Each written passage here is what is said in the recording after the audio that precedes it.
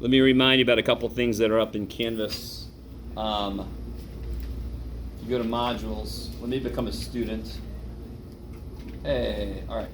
If you go to the very bottom, there's a whole prerequisite skills section. So there's the factory methods handout that I gave you guys. There's a quadratic equations handout that I described last time, and it's got, well, that got bigger. Solving using completing the square. It's also got factoring, square root principle, the plus or minus thing, right? Quadratic formula. So let's focus on completing the square. Let's remember how the hell that thing works. Do I have it over there?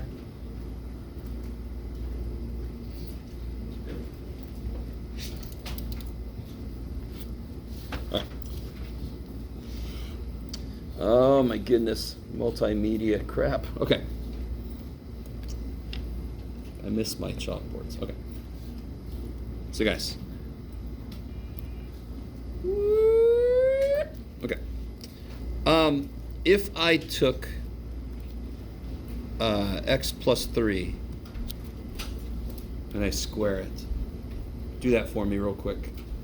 If you say x squared plus 9, I'm going to cry in the corner for a little while. That's me in the corner.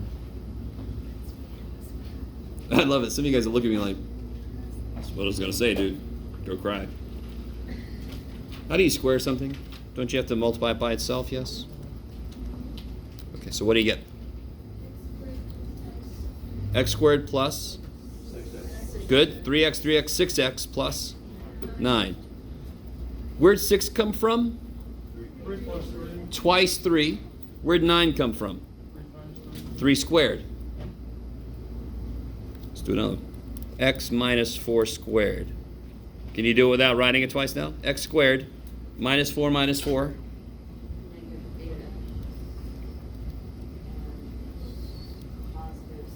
Everybody with me? Where'd 16 come from? Negative 4 squared. Where'd negative 8 come from? Twice negative 4. Where'd 9 come from? 3 squared. Where'd 6 come from?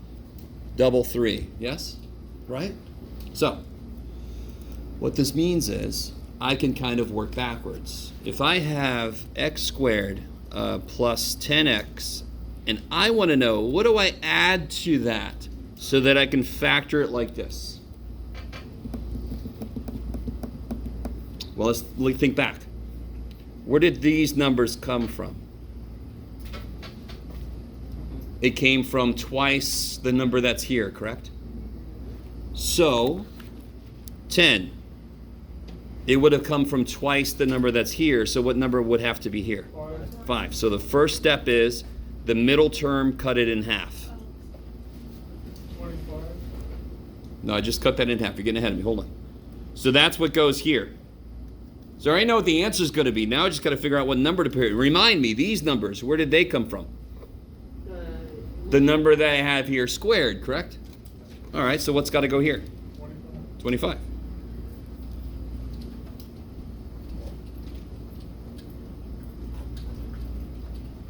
Right? And then you're like, oh, who the shit cares, man? Right? Anybody thinking that, like, oh, way to go, buddy? Let's do one more of these and I'll show you why this is stupid useful, right? First example. Second example. What about x squared minus 14x? I want to know, what do I put here to complete the square, to make this expression something that is a square of something? So what 2 steps? What are the 2 steps? First step is take the middle term and cut it in half, because that relates to whatever was here was doubled. So whatever's here must be, half of it goes there. So just looking at the pattern and doing it backwards. So half of the middle is negative 7. So that's what must be there. Second step is you just take that number and... X plus 7. No, it's negative 7 for sure, right? Half of negative 14 is negative 7. 49. Yeah, negative 7 squared, 49. Oh, So in order to complete the square, you cut the middle term, the b term, ax squared plus bx plus c, the b, you cut it in half. That tells you what's going to be in the answer, and then you square it. That tells you what has to go here. Okay, yes. 46 already has. I know. Hold on. Okay. I'm getting there. This is just the basic, what the shit is it? Now, how do I use it? What was 46 again? It said. X squared plus 8x plus 5. All right, so let me do that problem, but not that problem. So what if I had to solve x squared? Get in there. What do you got, Jeff? Plus 12x minus 3 equals 0. And we're going to pretend like we're in a universe where we do not know quadratic formula. We do not know quadratic formula. And you're all like, well then screw this problem. But here's how I do it. This is going to feel backwards. But let me remind you about one thing. A little side note that'll help make sense of this. Is it hard to solve this problem? Do I have to FOIL that out? Hell no. What would I do? You have to square root. Square root, plus or minus, right? So x minus 4 equals plus or minus 3, and then I'm 2 steps away from both answers. Beautiful, kick-ass, awesome. Here, the funny thing is you're so used to getting this to be 0, that's if this is factorable, I want it 0, right? Or if I know quadratic formula, I want it 0. But in this universe, we don't know. So I'm going to add 3 over. Does that look like the stuff we were just working with? Yeah. All right. Equals 3. I don't care. I'll show you why in a minute. What are the 2 steps I need to do to complete this square? First step is always the middle coefficient, cut it in half. Second step is take that number and square. This is what I must, as if color would show up, Jeff. I was going to get a different color pen, who cares? This is what I must add here. If I add it there, and that's all I do, is everything good? I got another side, don't I? I just changed one side. I better change the other side, right? And then the beautiful thing is, now this isn't a very hard thing to factor, but I don't even have to think at all. It factors like x plus 6. The first dude tells me how it's going to factor. The second dude tells me what to add to make it work. So x plus 6 squared equals 39. Is that easy to solve now? Yes. Square root, plus or minus. X plus 6 equals plus or minus rad 39. You can't simplify this. It's irrational. Exactly. So I just subtract 6 and I'm done.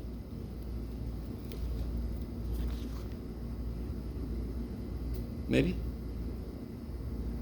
Now, let me do 2 things. And you're all like, you're the teacher, man. Do whatever the hell. I'm going to solve this. We're going to solve this together using quadratic. And then I'm going to prove quadratic formula to you. Right? I want to immediately just use quadratic because I want you to see you get the same damn answer. Is everybody kind of with me on this? So what I do is I try to take this problem that I cannot factor and I try to put it in the form where I can just square root both sides. Because that kicks ass. Right? So how do I make this into a form that I can just square root both sides? Well, I have to get that out of the way and then figure out what number would make this become something squared. And that's what the whole completed the square thing does. So it's what I have to add to make this something bam squared. Right? You guys are all with me. Does this sound familiar to anybody? Completing the square, yes? Where did you get the 3 plus 36 from? Is it because you added 3 so you have to do So this is an equation, correct? yeah. If I add 36 to one side, I must add 36 to the other. That's all. What I was doing over here, were they equations? No, I was just messing around with what completed the square was. Now I've got an equation. Whatever I do to one side, I must do to the other side. Yeah. Where'd you get the square root of 39? Oh, so this is x plus 6 squared. This is 39, and then I took a square root of both sides. Okay. Yeah. I try to not rewrite things too much, but yes. So why is it 36? Again, all right. 6 squared. Is everybody really with me on what we notice from these problems here? 9 is this number squared. 6 is this number doubled. So now think backwards. Isn't this number half of the middle one? Isn't this number that number squared? Negative 8 half is negative 4 squared is 16. So now if I only know the middle number, I can cut it in half and square it, and that's what I know I have to put here, because that's what's going to make the pattern work to make it something squared. That's why the name of it is, the math people, we are not the best at naming shit. Have you noticed this? We are not good at naming shit, but completing the square kicks so much ass. What do I put here to complete it so it becomes something squared? Okay, I'm like, okay, good job, math people. Okay. No, it's kind of like, I would never say that, but okay. Now, can somebody help me with quadratic formula for this? X equals Negative 12 plus or minus square root of 12 squared minus 4 Times minus 1 times negative 3 all over 2 times 1. All right, so then you get negative 12 plus or minus 144 plus 12. Is that cool? Minus 4 minus 3 is plus 12. Plus 144 is 156. Is that right? What's negative 12 divided by 2? Negative 6. And then I have square root of 156 over 2, correct? Mm-hmm. Is that the same as this yet? No. It is. It just doesn't look like it. Yeah. What do you think? Now looking at, we already know this is the right answer, right? Do you understand how I know 39 goes into 156? It has to. Because I want to break this up. If this is the same answer, what is 156 divided by 39? Not quite.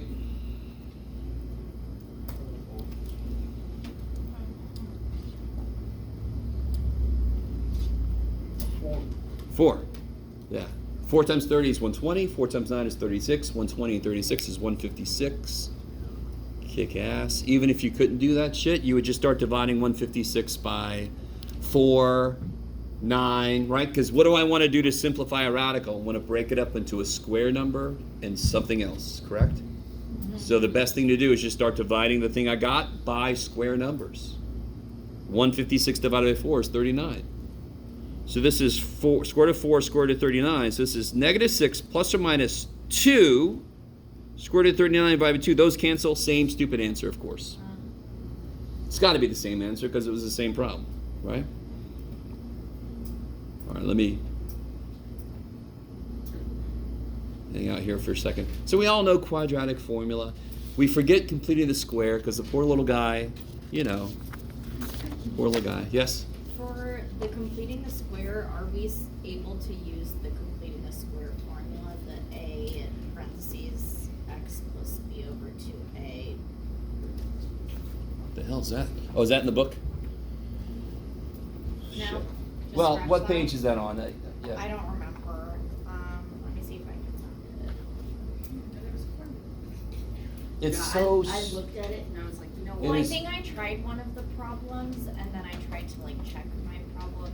Here, my this here? answers. There it is. No, wait, that's the proof of the quadratic. Let's see. Yeah, I don't know where to put it. I can't remember where I found it, but should I just like forget about that? Yeah, it's complete and utter bullshit. So, Okay. so real quick, That's fine. there are times like quadratic formula. You want to memorize that so that you can just plug shit in the right place? Did we need a formula No. to do this problem? No. No, I just followed the process. So what they did was, I think somewhere they captured the formula of if this is A, B, and C, what would it look like? And who cares, right? Because I know as long as I can apply the process, I'm golden. Why is quadratic formula? Why do I have to memorize that? Because what's the first step? Write the quadratic formula, right? What's the first step here? Cut the middle term in half. I start to apply a process. I don't need to memorize a formula. I just apply the process. Okay, I really want you to understand. There will be places I'll disagree with the book. Okay. Yeah. Just double check. And then, but at the same time, whatever the book says is a valid approach. Okay. Just Just don't use it. yeah. I'm guessing you don't agree with Common Core math. I agree with it more than you might think. Anyway, let's not go there. Yes. 68. I'm not done yet. Hold, sorry. Sorry. You ready? You guys, if you want to, just sit there and watch. You're never gonna have to do this. I have to show you this at least once. Actually, before I do this, let's do a harder completing the square problem. So if I have x squared plus 11x equals, who cares, Jeff? 4. Okay. I don't know if you guys understand why this is gross. So what I'm going to do is I'm going to rewrite it and leave a little room for myself, right? Because I'm going to have to figure out a number to add to both sides. This is where some of you guys are just going to turn off if you haven't already. I don't know. You're like, I come in, I sit down, I turn off. And then when everybody moves, I leave them. No. What's the first step in completing the square? You have to cut the middle term, which is not. Do not make it a decimal. Ready? So we make it a square root or something? And watch this. Fraction. Who gives a shit? I want you to really understand. Cut the middle term in half, did we? Yes. What's the second step? Take that and square it. What do you get? What's 11 squared? 2 squared? I like it. What do I do with this number? Right? And you're like, I'll tell you what to do with the number. Just stop. Square it? No, we already did. What do I do with this number? That's what I add. They took that over there. Now, does that look great? No, But watch how little we... Wait, but then the 4 and the 4 cancel. Don't they? Yeah. What does this bar mean? What does this sign mean? Oh. Are the opposite operations?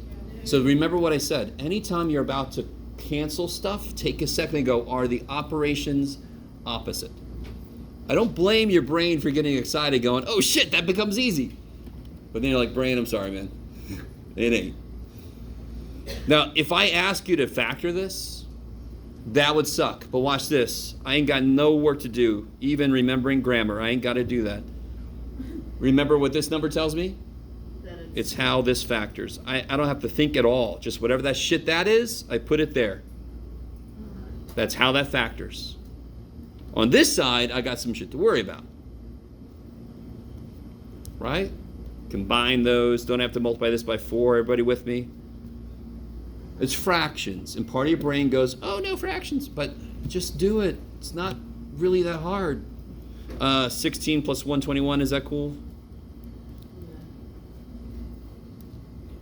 And then just keep going. The brute force of this is what's going to save you. Look at all those fractions. We really don't care, because what's the next step? Square root. Square root, plus or minus, right? Those die. What's the square root of 137? I don't know. What's the square root of 4? Okay. Was that difficult? No. And then you subtract 11 halves, subtract 11 halves, so I get x equals negative 11 over 2 plus or minus square root of 137 over 2. Now, real quick, that's fine, that's the answer. Let me put these together. Doesn't this look like something you would get from quadratic formula?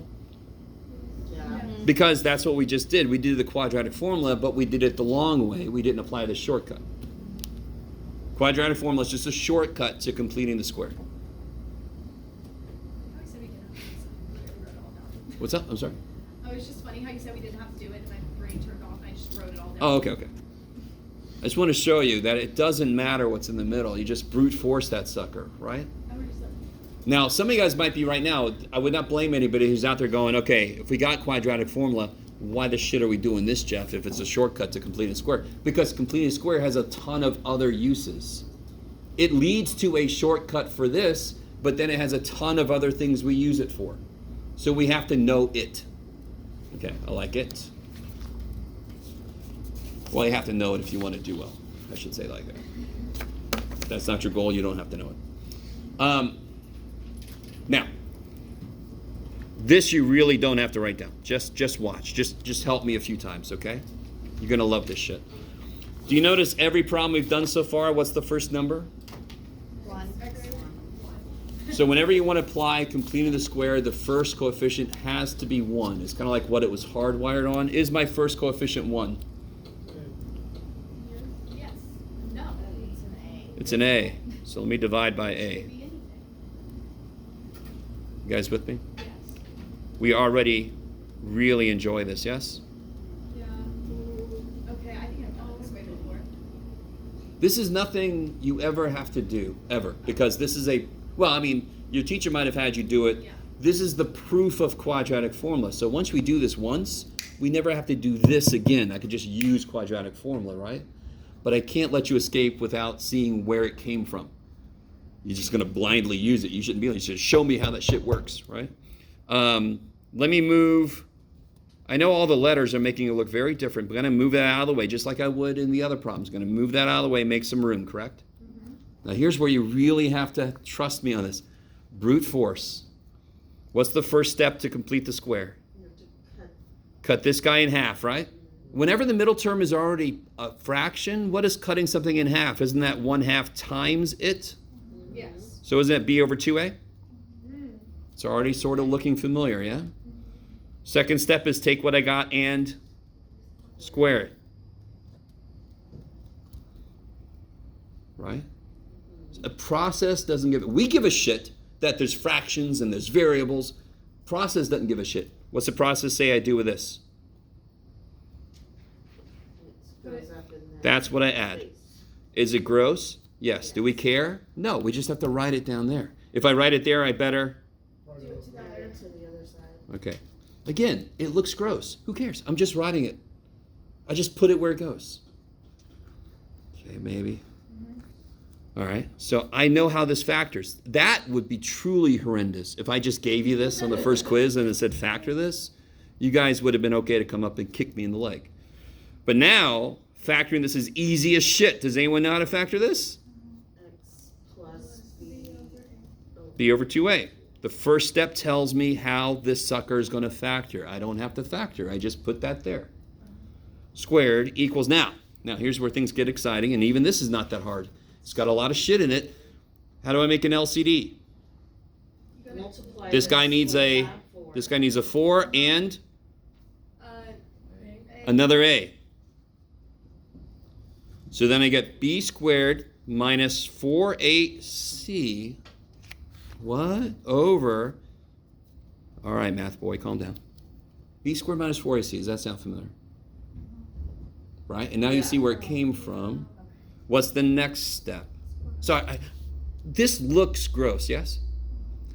We just had to write it down. We didn't really have to do much. The most work we had to do was right here. And that was not crazy hard. Your brain just takes it all in and goes, oh, I can't do that. But most of it's just writing. All right, what do I do now to kill this? Square root. Plus or minus, right? So we got x, so these kill each other. X plus b over 2a equals. Now look, the top, this is the square root of this, I don't know. But what is the square root of 4a squared? 2a. All right, that's a little bit familiar. Then I subtract this, correct?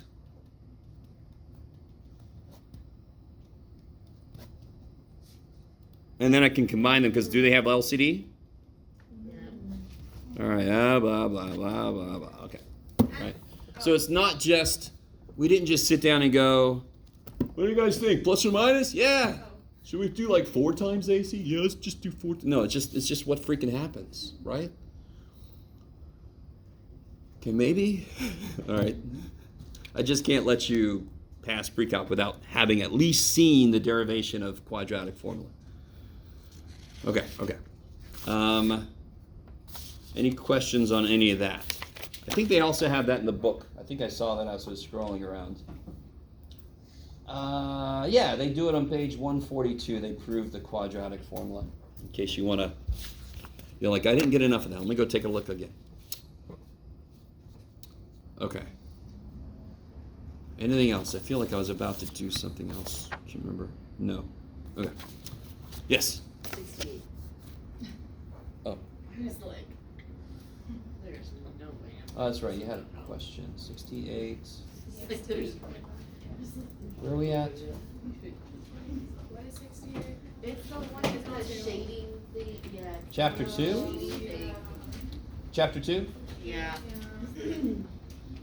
Alright, sounds like it's got a few fans. Oh. Here's the funny thing about this problem. This is not funny, huh? But in chapter 3, they actually tell us how to graph absolute value functions. And then this problem says to graph the absolute value function, right? Okay. It's a free book. So when they make a mistake like that in a book that costs $180, that's one thing. Free book, okay. Let's see. This will be a little preview. How do I graph? Let me do this. If you don't know what this looks like, what would you create? Table of values. Whenever you make a table of values for a function you don't know what it looks like, you want to put a variety of numbers. You don't want them to only be positive. You want to include negatives and 0. So I pretty much always do -2, -1, 0, 1, 2. What's the absolute value of -2? 2. Absolute value of -1? 1. Absolute value 0? Absolute value 1? 1. Absolute value... So it looks like 0, 0, 1, 1, 2, 2, -1, 1, -2, 2. That's the nice V shape we're all used to, right? Now, if I have, is this, let me see, wait a minute. Oh, is this, okay, wait a minute. I was wondering, I think somebody was asking me about this yesterday, and they must have snuck this in. I don't see where they did that. Hold on, guys, I'm sorry. Or did they just do that just to be like that? Okay, I think they just did that just for let me come back to this problem. Where'd it go? Which problem was it again? I'm sorry. 68. 68. Holy shit. All right, Jeff.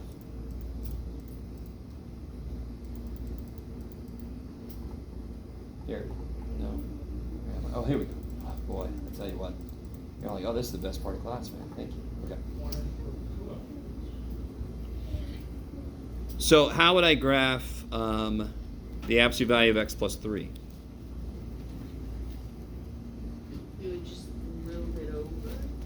Yeah, I love it. Do you guys... One thing we're going to talk about very soon is what's called transformations. So watch this. I really want this to make all the sense in the world. To get a 0 output here, what did we put in? I don't know if that's a weird question. To get a 0 output, what would you put in? 0. Zero. What do I put in to get a 0 output here? 3. So do you see how this location just shifts back 3 for this? Does that make any sense? Because think about it. What's the very first thing I do to any input into that function? What's the very first thing we do to it? If I put any number in there, what do I do to it immediately? Add 3. So can't all the numbers be 3 less than they did before the plus 3 was there? Every input can be 3 less than it used to be because the first thing I do is add 3 to it. So to get 0, I put 0. Now I could put something 3 below 0, -3, and I still get 0, right? So the whole graph, here's what the absolute value of x looks like. Jeff, you did not give yourself enough room. That's too bad. Wait, why does it shift to the left and not to the right? I'll show you, or I'll talk about it. So here's what I call the base graph. Right, this is the base graph we graphed. Oh, normally I drew that in dotted line, but that's okay. That's the base graph. That's this graph, just on a shorter scale. I really want this to make sense. Your brain sees a plus 3, correct? And that's because there is a plus 3, Jeff. Okay, that's a good idea. But think about what I just said.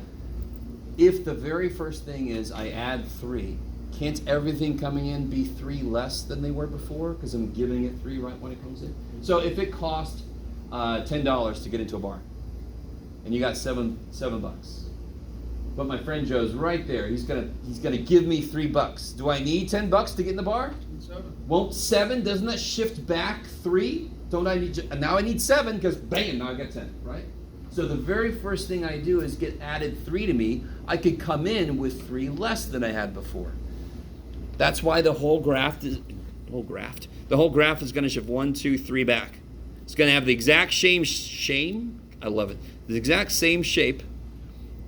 1, 2, 3, but every point gets shifted 1, 2, 3 points back. So now it's got the same shape. It's just back there. Let's check this. What point is this, if you could tell from a horrible scale? 1, 2, 3, 4. It's -4, 1. Is that cool? That's the point, -4, 1. Are you guys with me? Let's check and see if it's true. When I plug a -4 in, what do I get? -4 plus 3. -1, absolute value, -1. 1. Hey. So shifting stuff is a lot quicker than making a whole table of values for every damn function we get. If I just know what a parabola looks like, and it's got a +3 in it, I can just shift it instead of redoing the whole damn table, right? Now, next thing. The actual question is, x plus 3 greater than or equal to 5, correct? I did not really give myself enough going on here. Here, 1, 2, 3, 4, 5. Here's 5. Right? That's the graph of 5. Does that make sense? I want my output to be 5. There. When is this, look what this says. When is this function at least 5? Is it at least 5 at x equals 0? No. Basically, what does it translate into visually now? When does this function peak above 5, right? It looks to peak above 5 at 1 and at -6. Pretend like my scale is good. My scale sucks, but I won't. So if you actually graphed it carefully, and again, this is sort of like a little bonus. It's one of the very last problems. So I think they're just trying to do a little preview. So this is not meant to be a very easy problem.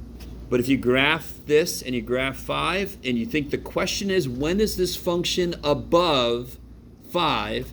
Visually, you can just see, where does it start to be above 5 for x greater than or equal to 1 or x less than or equal to -6? I'm sorry, -7. There you go, Jeff. That's why the scale is important, buddy. Actually, it should be -8. Oh, screw it, sorry.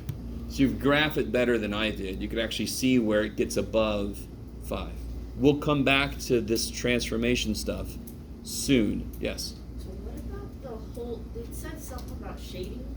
And then, So would you, Shade the x-axis. Oh yeah, that's just like what we would do here. Shade this, Oh, so that would be. shade that. oh, Yeah, just shade the answers. And so instead of saying x greater than or equal to 1, they just want you to shade like you would as if we had a number line. We're just shading. You gotta put in your parentheses too then?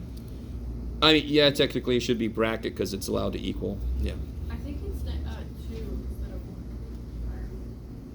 For the. 2? Oh yeah, yeah. Again, my scale sucks really bad. But it should be 2 because then that you can see algebraically that makes it 5, correct? Okay, so it should be 2. Yeah, you're right. I just did this quickly. Okay, but my point is, do what you can with the problem. Don't worry about it. It's a little bit of a bonus problem. Just kind of a little preview of what we're about to do. Okay. If that was one of the few problems that gave you trouble, you're doing great. Yes? when I was taught to shade, I was taught to go either above or below the line and like half the graph. All right, let's do this. Let's do this. If I don't have to, No, you're good. You're good. I just want to do this real quick. I want you guys to be with me on this. It kind of relates to that problem we just did. This came up yesterday. How would I graph that? So here's the idea.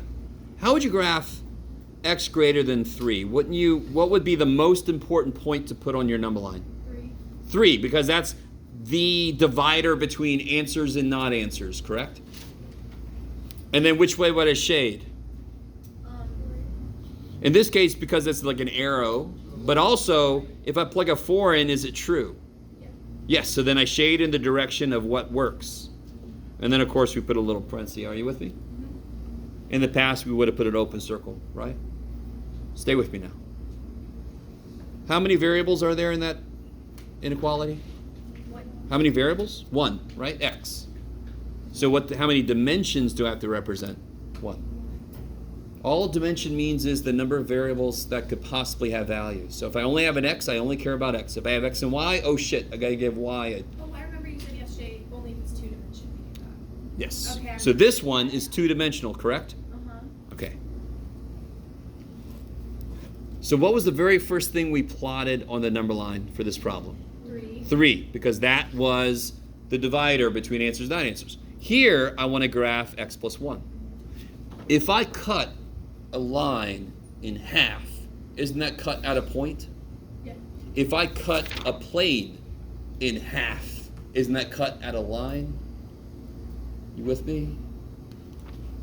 So if I graph X plus 1, can you guys tell me how to graph X plus 1 very quickly? No, okay. What's the slope? 1. What's the y-intercept? What's the y-intercept? 1, right? Mx plus b? Oh, So yeah. I start at the y-intercept and I go, 1. how? Up 1 over 1. Right? I could also go down 1, back 1, right? Isn't negative 1 over negative 1 still 1? Uh-huh. Down 1, back 1. So there's my line, correct? Now, real quick, before, we gotta be careful. Why did I put a parenthesis there on the 3? Because it can't go past, or it can't go below the 3. When would I put a bracket on the 3?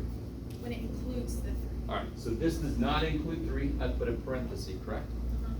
2-dimensionally, what we do is if it's allowed to equal this line, I fill in the line. But is this y allowed to equal this line? So then I put a dotted line. That's sort of like a 2-dimensional open circle, right? There's a whole bunch of little open circles, but instead of drawing circles until we go insane, we just make a dashed line, okay? Does this feel at all familiar to some of you guys? Because you Yeah. just told me. Now watch this, this is silly. I want the y's to be bigger than this line. So would I shade up or down? Well, Yeah. Or if you put 0, 0 in, does this work? Is 0 bigger than 0 plus 1? No, so I wouldn't shade that way because that's all the not answers. I'm going to shade that way. Got it. Okay. So that's questions come up a couple times, so I thought I'd just do a quick example. Okay, maybe. Yes. Okay. All right.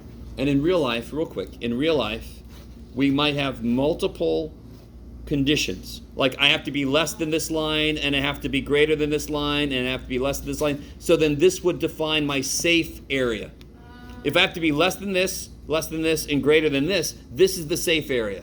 If I'm here, things might blow up. If I'm here, things might fall down. If I'm here, then Frank dies. I don't know. So this is the safe zone, right? So in real life, we use this shit.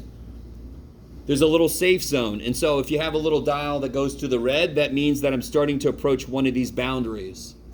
And it's like, get off your ass and go see what the hell's going on. Yes? Is that kind of when like type 2 and type 1 errors come in with like statistics and Let me think. Sort of. stuff? Because like type 1 error is like... No, stop. Sort of, but let's not talk about stats. Sorry, okay. But I yes, sort of, yes.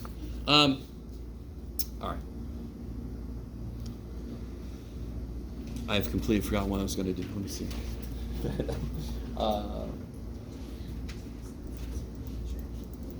Here we go. Okay. There. I had a whole plan. All right. Yesterday we got into chapter 3. We talked about function notation. We talked about domain and range. Yes? Everybody? Yes. One more thing I want to talk about, and then I'm going to unleash you. Well, we'll do this together. Yeah, we'll do this together. And then I got something for you to try on your own, a little practice. What if I have, I don't know, let me see, did I do that too? Yes, I did. Okay.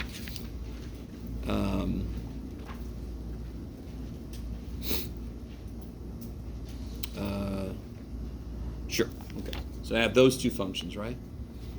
So I can ask you some really, really basic stuff like, what's g of 1?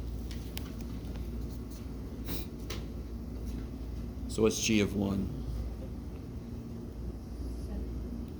Yeah, what would you say to somebody who says 0? Can anybody see where somebody might say 0? What did they do? So become a teacher now. Somebody put 0 here. Yeah. They put 1 here, right? So as a teacher, what would your note be? Use the g function, not the f function, right? Okay, so g of 1, I should get 3 plus 4, 7. Okay, no big deal. That should be easy as shit. If they give you a function and they say, what's f of 3? Plug a 3 in. No big deal, right? Yes? What's the difference between an F and a G function? In this case, the f function is x squared minus 1, and the g function is 3x plus 4. Oh, you're looking at both and you're just trying to decide. Yeah, which so works for which this one? problem, I've been given 2 functions. How do I identify which one to use? I've given them 2 different names. So in general, if you're in a business class and you're talking about the profit function, incredibly enough, you're going to use a p of x, is it, right?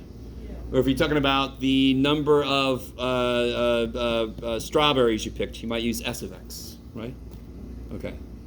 So in general, if I'm not really talking about a specific situation, just like x and y are our go-to algebraic variables, f, g, h are our go-to function names, right? F makes sense. It's a function. So again, math people very function. Choose the letter F. Okay. Okay, maybe. And then like, what do we use next? G. So what is G of W? I don't know why I always go to W. 3W. Okay. I like it. Just replace whatever I put in there, you replace it. So let's do something a little more interesting. Let's see what you guys think of this. What is f of g of negative 1? So let's break this down. Do you know what we're plugging into f just looking at that? What are we plugging into f? G times. G of negative 1. Yes. Do we know what that number is yet? So doesn't this make sense if I have to solve an equation or compute the answer to some PEMDAS problem? Don't we do the inside of the parentheses first?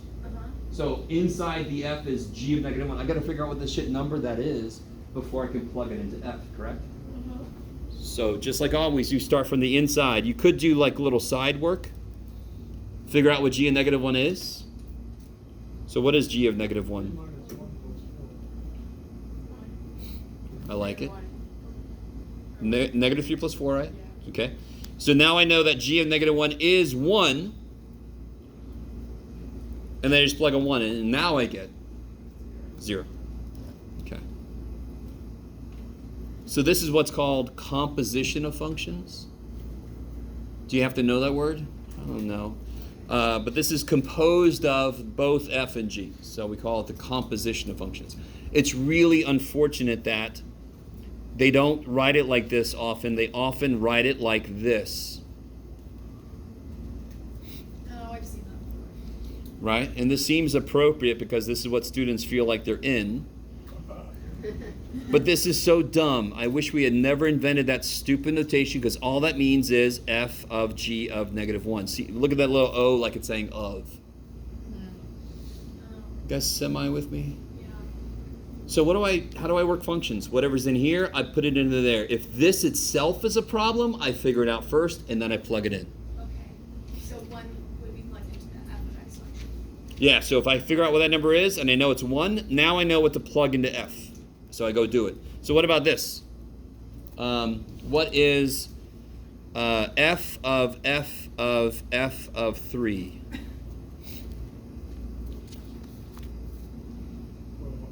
So I was thinking it's like Russian nesting dolls, but somehow we're magic. We start from the inside and go out.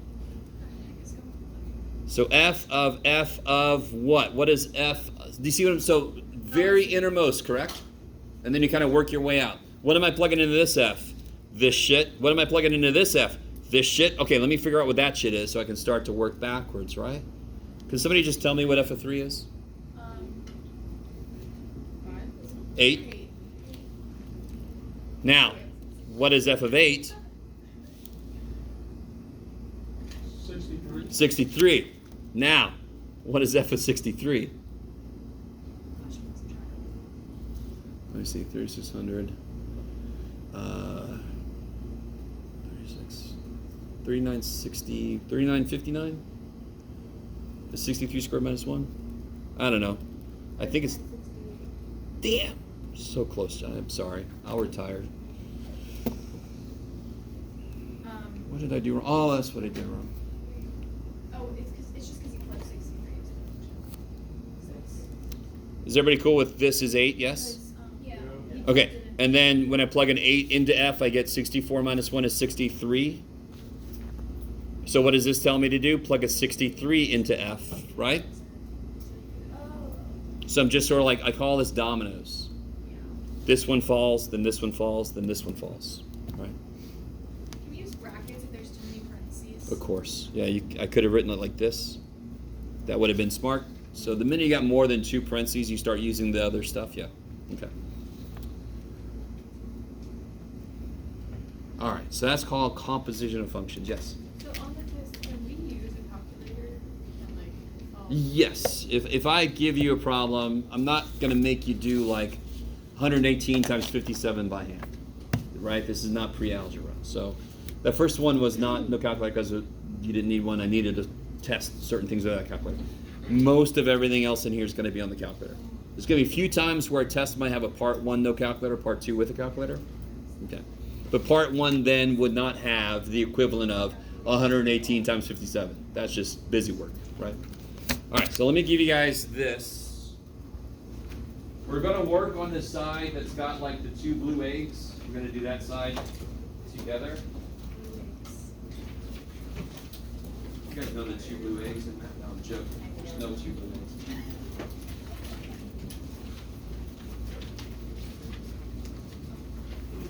Bury the 2 blue eggs into fire. I have no idea. Game of Thrones. And they still want to do this. See, the whole show is haunting.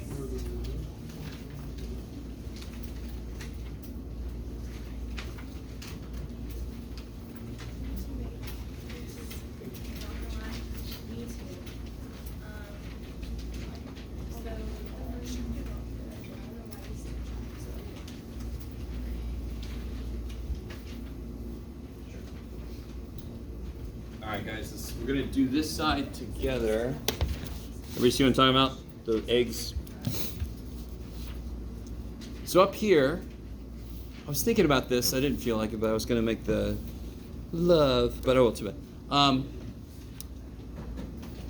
yeah. To be a function, I don't know if I've said this yet. Does anyone know the definition of function?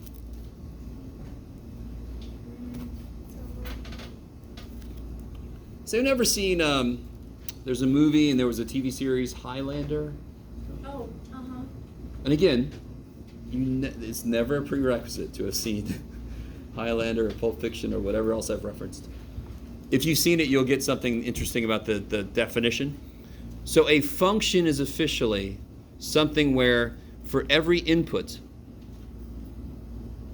and we normally think of these as x's, right? For every input, there can be only one. There can be only one. There can be only one output.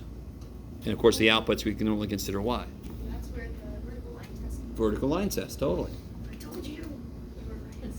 You with me, guys? You with me? So anytime, so if I input a 2 and I get -3 and 4 as outputs, that is not a function.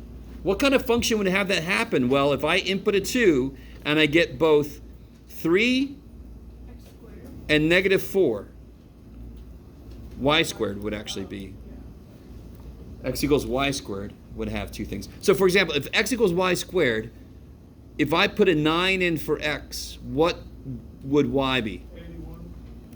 No. I'm not squaring 9. If I put a 9 in for x, what would y be? Can you tell me exactly what y I'm thinking about? I'm thinking about, It would be, what do you square to get 9? 3 or -3. So when I put a single number in, 9, do I get a single number out? No. Right, so let me draw that picture. So when I put a 9 in, I got 3 and -3. Is there an X for which there's more than one output? Here, yes. So therefore, that's not a function. That's not something we call a function. Okay. And why do we, real quick, why do we give that a name? Why is that important? If I threw a ball to somebody and I said, hey, 2 seconds after I threw it, where was it? And they say it was 20 feet up and it was -30 feet down. You guys kind of with me? Yeah. Or I throw a marker to you and I say, okay, where was it? And you're like, it was 5 feet up in the air and it was 20 feet in that direction. I'm like, what is that marker made of? What? So functions are immediately physically applicable. If I want to talk about a ball in the air, it only has one output for every time input, correct?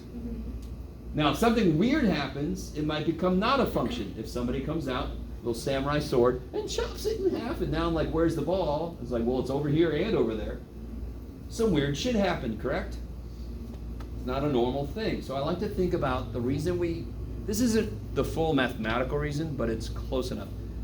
I can use any function to describe, for example, the motion of something because it only has one position for any one time. We all wish we could be in 2 places at once, but that's not physically possible that I know of, right? Well, the function is absolute value. Isn't that like 2 outputs? Nope. The absolute value is the one output.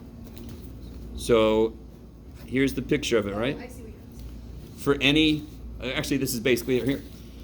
If I pick any input, doesn't it only have one output?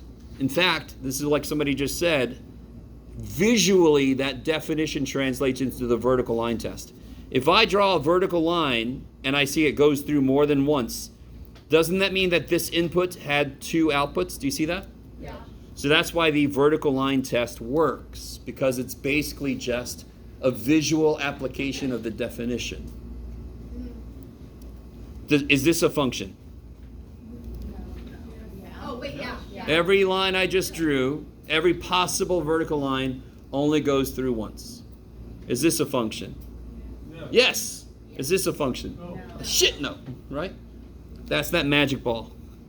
Throw me the ball. Wah! It's like, where is it? Okay. It's like phasing in and out. Dragon Ball Z.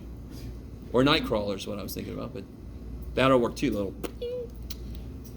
All right. Moving on. Is everybody with that? So the definition of function, for every input there can be only one output. That immediately translates to a visual test. But look at this now. This is not visual or words. Miracle. Is that a function?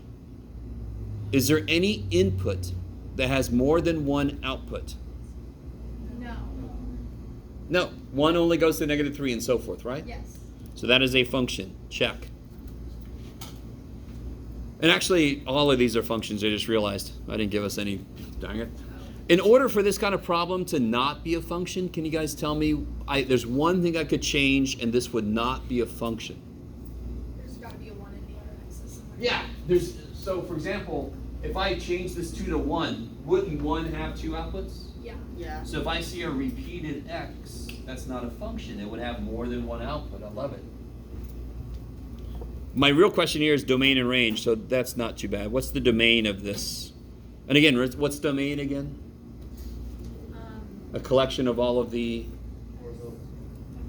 inputs that were used, right? So what inputs were used here? 1, 2, 3, 4, 5. I have a question. Yes. So what if they just didn't mention the other points? How would we know it's not? Oh, I have to take it on faith, not faith. In order for this to be fair, they have to define the entire function. So that is, somebody gave that to me and said, this is a function. You with me? If they left stuff out, that's on them, not on me. I'm like, if that's a function, then that's the domain. That's the only numbers it used. Right? What's a range on account? If domain is all the inputs that were used, the range is all the outputs that I get. So what's the range? -3, -1, 3, 5. Woohoo! All right. Here, this is pretty straightforward. Is that cool? And again, which set of this is the domain? What do you think? Oh, what? Yes, that's the domain because it goes to an output over here. So basically, you just do that really because you don't have to rewrite all that. So the domain is 1, 2, 3, 4, and the range is 0, 1, 2, 3. Now, real quick, what if it looked like this?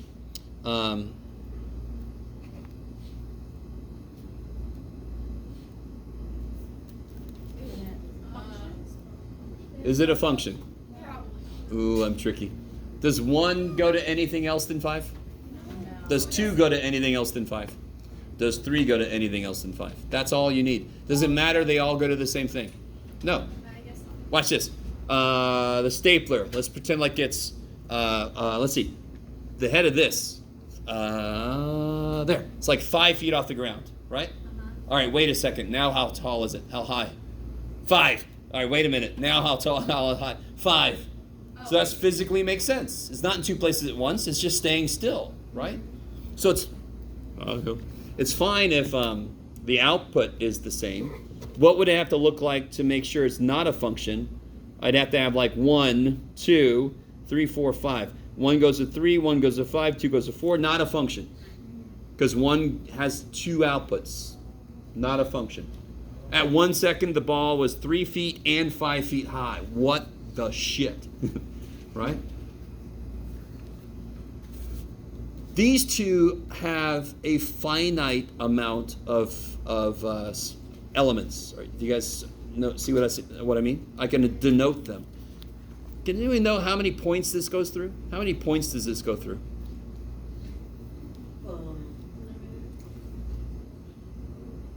2. Well, that's the endpoints. Didn't it connect? 2 would just mean I only had those 2 points. Didn't I connect them? Isn't this a point on it? Yes? Isn't this a point that it goes through? So how many points does it go through? An infinite number. Infinite. I love it. Doesn't it have an output for negative 3.9? Right? Negative 3.9. Is there an output? Yes. Is there an output for negative 2.547693222? Yes, there it is, right? Do you guys see what I'm saying? Yeah. When I connect it, I've just gone through an infinite number of points. So I'm not going to list it, dear God. I'm going to use interval notation, right? So when I have a finite set of points, I use this, because then I can just denote them. If I have an infinite set of points, screw the denoting shit. I'm going to use interval notation, because that means from this, everything to this. Domain. Let's see if you guys appreciate this. Domain is which variable? X, most of the time, right? X, the inputs. If I have a little dude walking on the x-axis, what's the first time he sees the function? What's the first time he sees an output? -4. Negative 4. So the domain is from negative 4. It's gonna be in parentheses, right? Oh, right. Well, it's a filled-in circle, correct? Yes. From negative 4 to what? What's the last time he sees it? 1. So when you think in domain, you're only thinking about x-axis, because that's what domain is. It's all the x's that work. Range is all real numbers. No. No? Good try. What input gives me negative 6 output? What input gives me a negative 6 output? Does any input give me a negative 6 output? Okay, so right there you know it's not all real numbers. Isn't there a lowest and a highest output? It's -5 to 4. That's basically what the range is, correct? What's the lowest output? So again, he's walking on the y-axis now. What's the first time he sees the graph? Negative 5. And what's the last time he sees the graph? 4.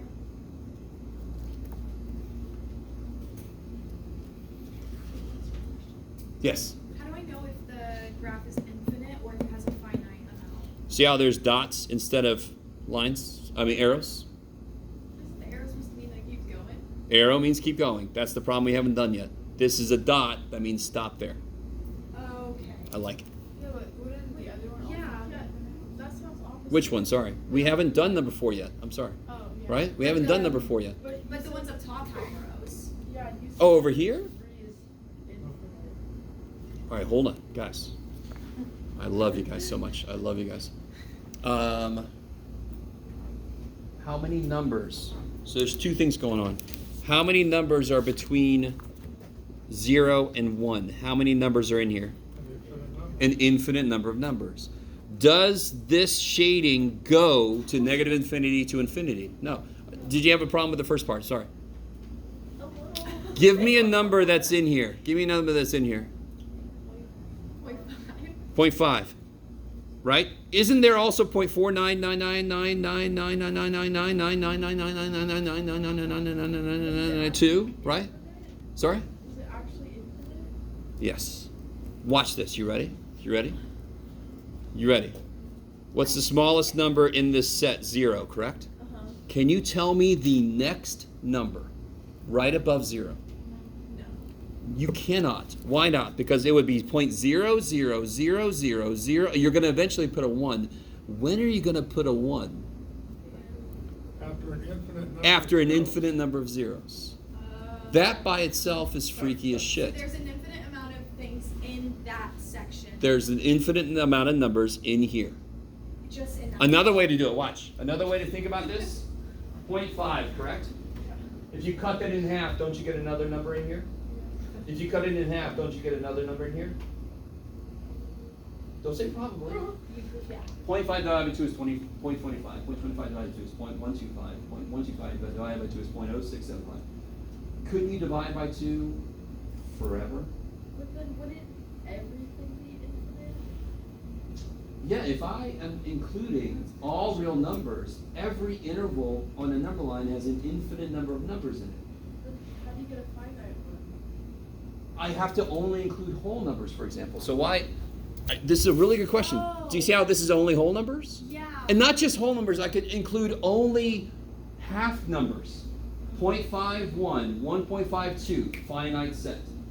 If I say everything from 0 to 7, infinite numbers in there. I'm getting it now. I don't know if you I've completely blown your mind, I'm sorry. I didn't mean to. I didn't mean to. But yeah, visually, can't I just always cut in half? Like if I do here and then I can cut it in half, correct? And and then I can cut it in half. Do you understand how I can cut something in half forever? Give me the smallest number you can think of above 0. Can't you cut it in half? And then you can cut that in half, correct? And you do that forever. So there's got to be an infinite number of things in here because we haven't even talked about that number, for example. Okay. And just to really make sure I completely blow your mind, there's an infinite number of numbers in this set. There's an infinite number of numbers in this set. Any number I pick, there's an infinite number of numbers between 0 and that number. But not between 1 and 2. Of course, between 1 and 2. Wait. What's happening? All right. This has gone in such a direction. It's like irrational. Yeah, so, Okay. guys, It's 'cause I was real in quick, no matter what these numbers are, there will be an infinite number of things between them. Because isn't a plus 0.0001 in here, for example? Yes. Couldn't I make this go even? Yes. Okay. There will be an infinite number of numbers in here. I did not mean to spend that much time on that. I'm sorry. I'm getting what you're saying now. Okay. Yes. Is the finite or like Jesus, am I all this out of number, this paper? number, this I'm number, all out but of then the paper. other one's like a ring. All right, coming back to this. Sorry. I'm really sorry. But anytime you write interval notation, that is an infinite amount of numbers. It doesn't mean your graph went to infinity. It doesn't have to, because you already picked up an infinite number of things just immediately. Bam. Okay. This one. Why is the answer not all real numbers? Why is the domain not all real numbers? Is there an input that does not have an output? There is. There is.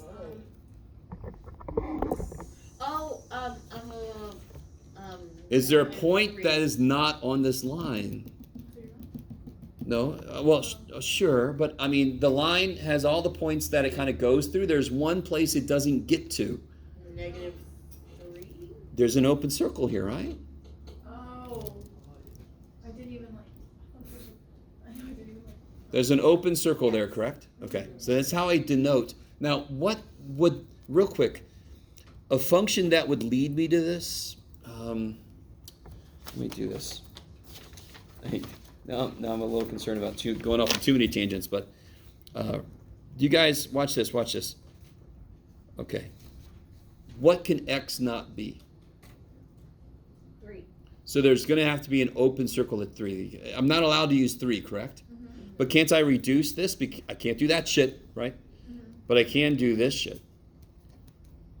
Yes. So those cancel. So this is a graph of x plus 3, but there's going to be an open circle at 3. Because I am allowed to do this as long as that's not 0. So the graph of this would look sort of like this. It would just have an open circle at 3. Because I'm not allowed to use 3, correct? It does reduce, but it only becomes that function if x is not 3. Because if x is 3, this thing freaks out.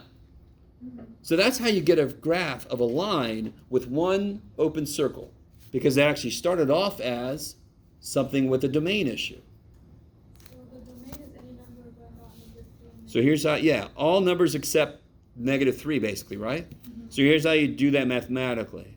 From -infinity, stop at -3, start over again and go to infinity. So basically, remember what I said? Oh. All real numbers skip -3. So what about the range? Is there an output that I never get? -2. Yeah, so again, it would be -infinity to -2, skip that, go to infinity. So basically, this is, like you said, in English, this would be everything except -3, everything except -2. Because every other number, I can find it on even that one, because I just got to go further, right? This one I can find. The only one I can't find is that as an output. Okay, maybe. Yes? So for 3, the one before, is that just how you write it? Or Here? yeah. Yeah. Okay. What would have changed if there would have been an open circle here? Just would have had parentheses. I would have parentheses on the 1 and on the 4, correct? Uh-huh. Okay. Oh, yeah. So I should have put an open circle, but that's too bad. And here's a little open circle, yeah. Okay. Okay, maybe. This is a Yes. function, right? Say again? This is a function. This graph? Yeah, you tell me, is that a function? Yeah. Is there if you think it's not a function, you have to show me a vertical line that goes more than once. And there's no vertical line that goes more than once. Yes. But wouldn't there be a bracket at -infinity? Oh, I see Because what it you're saying. includes -infinity. So I had a discussion about this yesterday. If you put a bracket on -infinity, I want you to bring me -infinity. Oh. You cannot get, what is Yeah, -infinity? Is okay. -infinity a number? No. No. Hell no, it's a process. Yeah. You can't get there, Right, yeah. right? Okay, yeah. Okay, I love Do it. that now. It's like if you could walk to a rock and pick it up, okay, you can show me the rock. There's a rock an infinite number of feet away. Can you get the rock? No. Nope. Okay. It's not a Okay. location. Okay. You're all like, dude. All right. At least it's not a Monday morning I'm doing this to you. That's fair. What do you guys think about this? Do I even tell you? Do I tell you what the function is? No. I don't. Oh, so how the shit are you going to figure out what that is? Didn't somebody already do all the work? Yeah. If I plug a number into a function and I get an output, isn't that a point I can plot? So if somebody plugged in -1, all I have to do is go see where they put the point. So what was the output for an input of -1? 2. Kick ass. You guys, everybody see that? For an input of -1, the output is -2. I don't have to do the work because somebody already did, right? So what's f of -2? -2. Holy shit. Why did I put -2 there, Jeff? I love it. What's f of 5? 0. Kick ass. Let me do a little extra one. What's f of 6? Bless you. Daddy? Is there anything defined for an input of 6? No, so it's undefined. For this function, that input leads to nothing. I've got nothing defined for it, so it's undefined. Yes? Is it possible to have no root numbers? Oh, of course. Yeah. In general, sure, but this graph that's given to me, since they did not say it used complex numbers, I know it's only about real numbers. Okay. Yeah. What's the domain in the range, real quick? What's the domain? Would be -1, negative.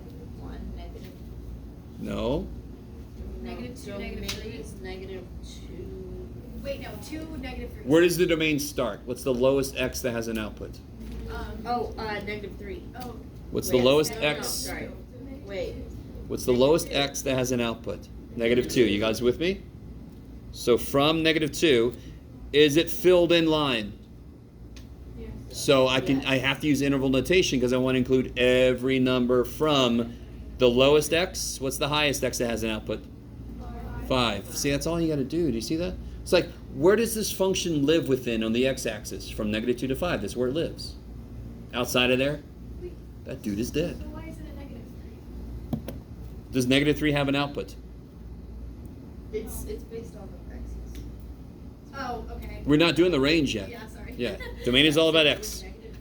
So what's the range now? Now come at me. Yeah. Starts at -3, and what's the highest output? 2. Is everybody cool with domain and range? You see it from, I've given you multiple ways, this way, that way, graphically. It always means the same thing. Don't say anything. I want to know, when is the output -3? Don't say anything. Just think about it. When is the output -3? Tell me. 1. Good. To get an output in -3, the input has to be 1. Do you guys see that? Again, that sometimes it's tricky because it's less work than you're used to. You're used to having to plug shit in. Somebody already plugged shit in. I just got to go see what they did, right? Now, what about this? Where is this function increasing? Now, let me see how you guys tell me. From -2 to 2. So why is it From 1 to 5. I see what you're doing. I see what you're doing. So if I threw a ball and I said, where, how do I say this? So if I ask you where something's happening, that's an X answer. If I ask you what is happening there, that's an output, that's a Y answer. Okay. -1. So where is it increasing? That isn't it increasing over a range? Where does it start to increase? -2. -2. And when does it stop increasing? What X value does it stop increasing? 2. No, that's the Y value. -1. Oh. From -2 to -1, it's increasing, correct? Okay. Yeah. It's sort of like if I had a profit function, I'm like, when was our profit increasing? Between what 2 years? When I look at the years axis, from Yes. 1980 to 1990, and then our company tanked. Oh shit, right? So we're stopping at the x-axis? We're looking at what it's doing over a range of X values. So think of these as like years. From 2 years ago to 1 year ago, our profit was going up. I didn't ask what the profit was. The output would be what the profit is. I'm asking when was it increasing, right? So from -2 to -1. Yeah. Where Okay, else? Would you also say from from 1 to 5? 1 to 5? 1 to 5, kick ass. Oh, yeah. Now notice what I'm using. I'm using parentheses. At this point right there, is it going up or going down? If I throw this in the air, is it right at the top? Is it going up or going down? Nothing. It's sitting there for a second, correct? So I don't include the endpoints for answers about, because it's turning there. Where is it decreasing? From 1 Between -1 to 1. -1 to 1. Yes. So you go, it's here, -1, to here, 1. From -1 to 1. 1 year ago to 1 year from now, we're going to be decreasing. Yeah. Okay. Woo, what time we got? Oh boy, okay. So my plan was to have you guys do this side, but let me think. Today's Thursday. I told you the quiz, right? So everybody see all this stuff? There's a quiz Tuesday on chapter 2. It's basically going to focus mostly on solving equation kind of stuff. Monday's a holiday, not just for me, for everybody. Don't come to the college. That's Labor Day. Our test is a week from today. So on Tuesday, I'm going to give you a practice test. You do not have to turn that shit into me. I'm going to give you the answer key on Wednesday. Wednesday, we're not going to do any new stuff. We're just going to review for the test. So I have the answer key on Wednesday. If you have any questions, come up and ask me. Otherwise, I will see you next week. Have a good weekend. Our prayers in the concert. Hey.